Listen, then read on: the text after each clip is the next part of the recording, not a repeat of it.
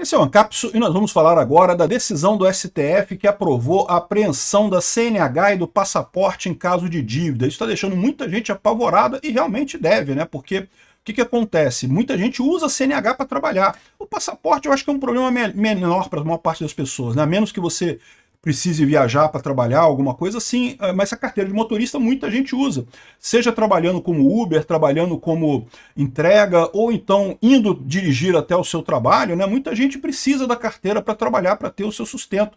E o Brasil tem 73 milhões de pessoas endividadas, meu amigo. No momento que você dá um direito para o juiz de ir lá e tirar a carteira de motorista da pessoa, é uma coisa bem temerária mesmo.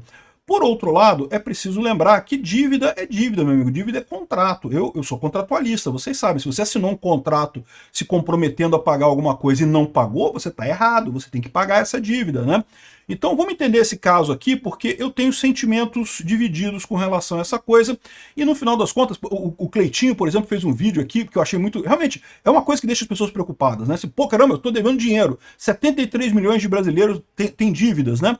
Então, a justiça vai sair tirando a carteira de todo mundo? Não é bem assim. Deixa eu tranquilizar vocês quanto a isso também. O STF continua sendo um lixo, um entulho autoritário cheio de coisa errada, mas nesse caso aqui a coisa não é tão ruim assim, eu vou explicar para vocês o porquê. Essa notícia foi sugerida por Macaco Sem Freio, Meu Macho e várias outras pessoas. Obrigado aí ao pessoal que sugeriu notícias lá no nosso site, no visãolibertaria.com, e obrigado a você que está assistindo o nosso vídeo. Se você gosta do nosso conteúdo, por favor, deixe o seu like, se inscreva aqui no canal, né?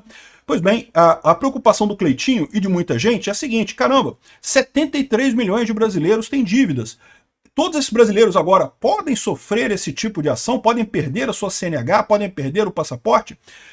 Sim, podem, existe essa possibilidade, mas não é automático, tá? E na verdade é muito pouco provável. Por quê? Porque a maior parte dessas pessoas que deve dinheiro, deve pouca coisa, deve dívida pequena. Deixou de pagar o carnê da Casas Bahia, deixou de pagar a conta de telefone, é dívida pequenininha, é coisa merreca.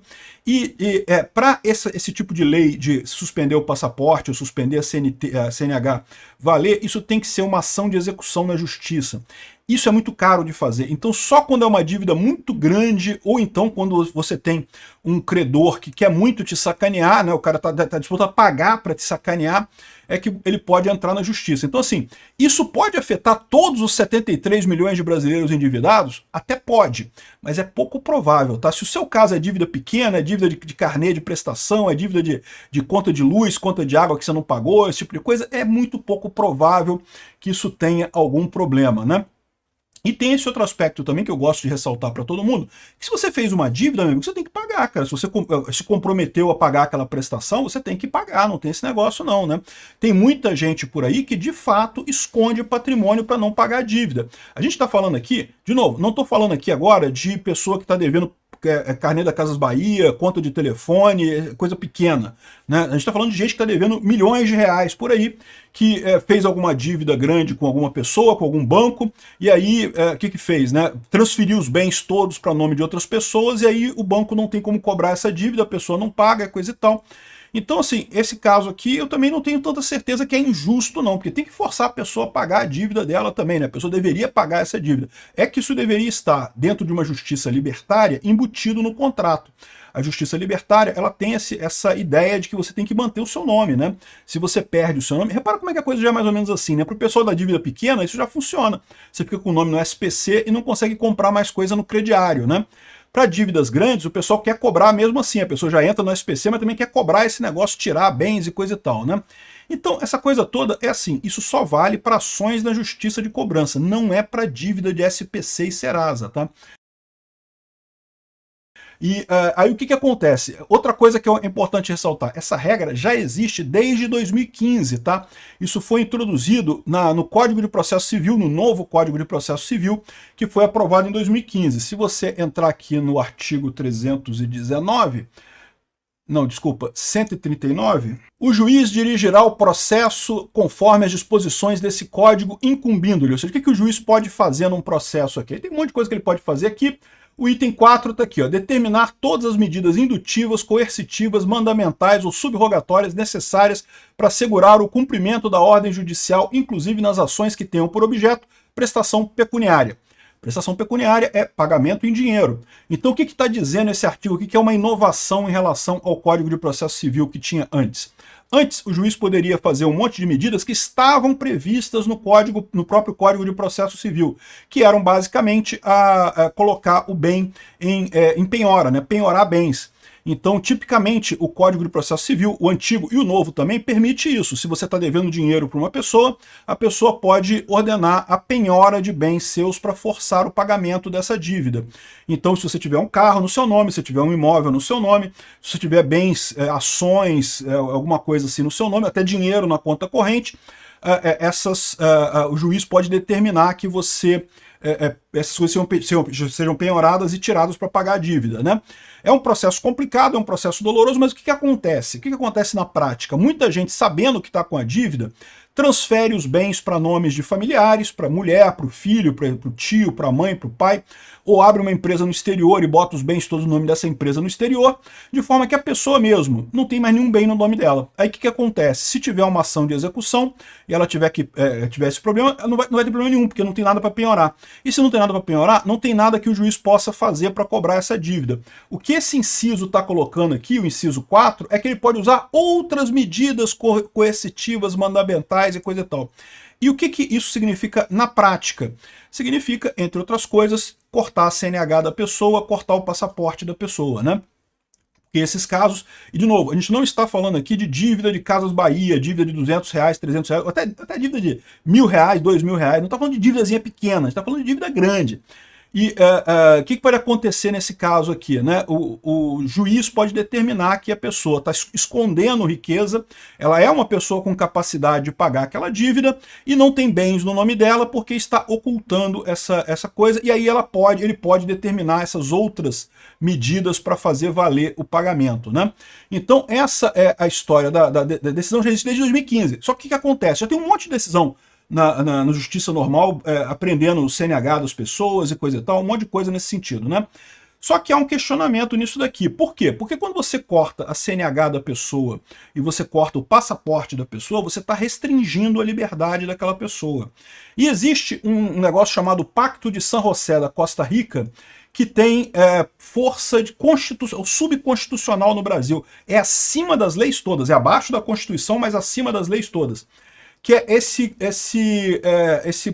essa lei aqui, né? Que é uma lei do exterior, internacional, mas que vale no Brasil, tem o valor, né? E essa lei aqui, em determinada momento, ela fala aqui, ó, deixa eu ver aqui, como é que ela fala... Aqui, ó. Item 7 do artigo 7º, direito à liberdade pessoal. Então isso daqui é uma coisa que tem peso de Constituição no Brasil. Aqui, ó. Ninguém deverá ser detido por dívida. Então, ou seja, existe um princípio legal que o Brasil admite, que você não pode ser preso por dívida. Se você estiver devendo muita grana... Existem países que não tem isso, tá? Por exemplo, no Oriente Médio, no Emirados Árabes Unidos, diz que tem um monte de Ferrari no aeroporto lá, abandonada, porque o pessoal que ficou rico lá na coisa, mas ficou devendo muito dinheiro, aí, pô, quando viu que ia ser cobrado, que ia pra cadeia, porque lá, dívida da cadeia, o cara vai com a Ferrari dele pro aeroporto, pega um avião e some dos Emirados Árabes Unidos, né? Porque senão ia parar na cadeia, né? Enfim, tem vários países no mundo que tem prisão por dívida, mas o Brasil não tem. A não ser, como você pode ver aqui, a exceção este princípio não limita os mandados de autoridade judiciária competentes pedidos em virtude de inadimplemento de obrigação alimentar. Então, não vale especificamente para pensão alimentar. Por isso que você dever pensão, você vai para a cadeia sim, né? Isso é o que está aqui a lei brasileira. E, de novo, se fosse na ética libertária, se fosse no mundo libertário, isso tudo estaria em contratos, não estaria em obrigações e leis como está aqui, mas de fato essa é a lei que se aplica ao Brasil neste momento, né? Então, ou seja, aí o que o pessoal está argumentando? Qual que foi o argumento que o pessoal colocou? Olha só, quando você diz aqui, quando você está tirando a minha CNH, você tira a minha liberdade. Tirar a liberdade de certa forma, que o artigo que é o direito à liberdade pessoal. Então, a detenção, né, você tirar a carteira de motorista, de certa forma, é uma prisão que você está fazendo, você está me impedindo de guiar. tirar o passaporte, você está me impedindo de sair do país, né? Então, esse é o argumento, e esse argumento foi sendo discutido na justiça, e isso chegou no STF. Então, a decisão que você tem agora é justamente, de um lado, já tem um monte de gente tendo CNH apreendida por aí, um monte de gente tendo passaporte apreendido por aí na justiça, tá? Mas não são, você que está devendo a Casas Bahia, que está devendo conta de... Não é você isso daqui, isso aqui é pra gente que deve muito dinheiro, tá? Assim, em tese pode, tá? Em tese qualquer dívida pode ser cobrada na justiça, mas é que é muito raro o pessoal cobrar, porque é caro cobrar essas dívidas na justiça. Então, a decisão que aconteceu aqui foi a decisão que foi uma discussão entre o Fux e o Edson Fachin, né? E a conclusão final que eles chegaram é que você pode aplicar as medidas, mas o juiz deve observar a proporcionalidade e executar de forma menos grave ao infrator. Ou seja, o que ele diz aqui? Tirando a hipótese do devedor de alimentos, devedor de alimentos vai para cadeia, meu amigo. Não tem esse negócio não. Devedor de alimento aqui no Brasil vai para cadeia, aliás, em qualquer lugar do mundo, tá? Vai para cadeia. Mas, tirando o caso do devedor de alimentos, se você deve alguma coisa para alguém, o que pode acontecer se a pessoa não trabalhar nisso, se a pessoa realmente tiver sinais externos de riqueza, mas não tiver bens no seu nome, o juiz pode aplicar esse tipo de princípio. Então, o importante notar é esse tipo de coisa. O juiz tem que chegar à conclusão que você pode pagar essa dívida, mas você não quer pagar essa dívida e você está escondendo os bens, e aí ele pode determinar esse tipo de coisa. É basicamente o que foi definido aqui pelo STF, né? Então, essa decisão por dívidas é uma coisa que, assim, é um absurdo completo e coisa e tal, eu não classificaria isso, tá? É meio problemático, realmente. Eu concordo, quem tá com dívida pode ficar preocupado com isso. Mas, por outro lado, lembra, né? Ninguém te obrigou a fazer dívida. Você comprou alguma coisa porque quis, você fez a dívida porque quis. E quando você assina um contrato, você deve cumprir esse contrato, né? Então, é o que eu falo aqui. É um caso problemático isso daqui, é um aumento do poder do Estado sobre o indivíduo, certamente é um aumento do poder do Estado sobre o indivíduo. E isso estimula o libertarianismo? De certa forma, sim, sabia? Porque uma coisa que você pode fazer, por exemplo, é se estabelecer no Paraguai, adquirir a nacionalidade paraguaia, muita gente tem feito isso, e tirar sua carteira de motorista no Paraguai. Como você pode usar a carteira de motorista do Mercosul aqui no Brasil, e você tem o passaporte do Paraguai, você meio que, né, passa em branco nisso daqui. É o que eu falo para vocês, essas medidas que o governo tenta fazer para tentar fazer o governo não resolve problema nenhum, a verdade é essa.